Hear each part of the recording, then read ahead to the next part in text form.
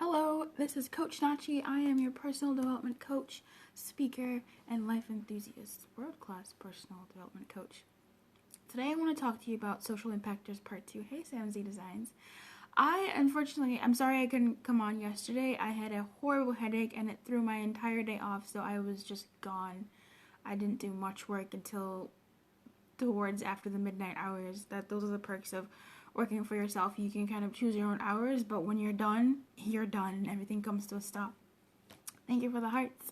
So last time we talked about social impactors and people who wanted to get into being a social impactor and a change maker.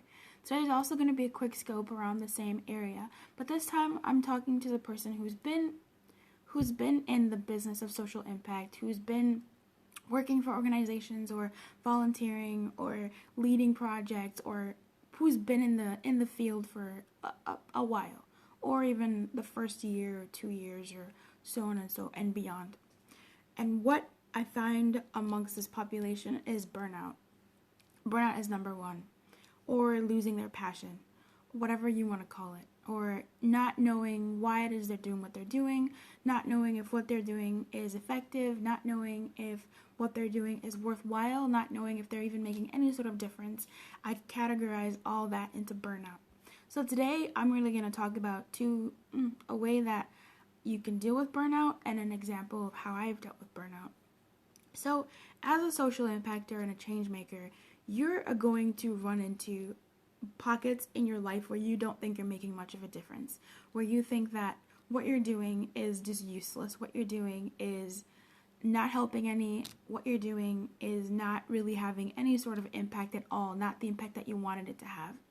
For that, I recommend reconnecting with your why. The Huffington Post article that I wrote is about the one thing that you need to be a social impactor, and spoiler alert, it's finding your why. As someone who's starting out, finding your why is incredibly important because that's the thing that's going to pull you forward. And as someone who's already been in the business of social change making, social entrepreneurship, you want to reconnect with your why because that's the reason that got you going. Now, if you're someone I've already been in this, I know my why, I know why I do this, well, reconnect with it. Or that could be a why that's no longer serving you. It becomes a why, not the why. Once you get in touch with your the why, that's going to be the thing that's really going to pull you out of bed, pull you out of the funk that you're in, and really rededicate yourself to whatever it is that you're doing to create a social change or an impact. Another aspect is self-care. So the first aspect to deal with burnout and everything that I mentioned that includes burnout, which is not believing you're making an impact, so on and so forth. The first part is finding your why, reconnecting with your why, refining your why. Is it a why or the why? The second aspect of it is self-care.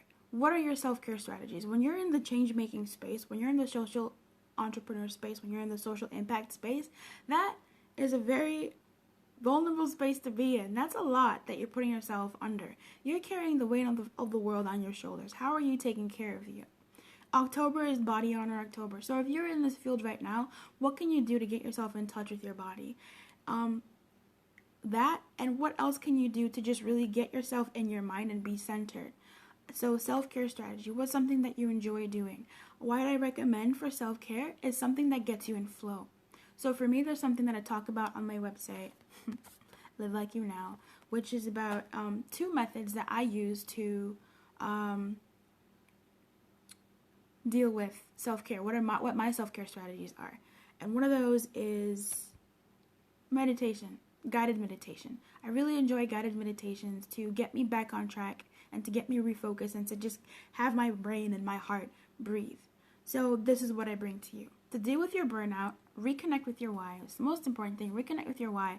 Suss out whether it's still the why, if it's still your source, or if it's a why.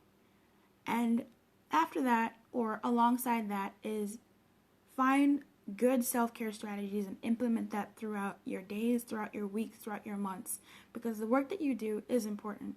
Your message is important. Your drive, your passion is needed. And the world needs you. We just need you to also take care of yourself and reconnect with your why, as well as just take care of you.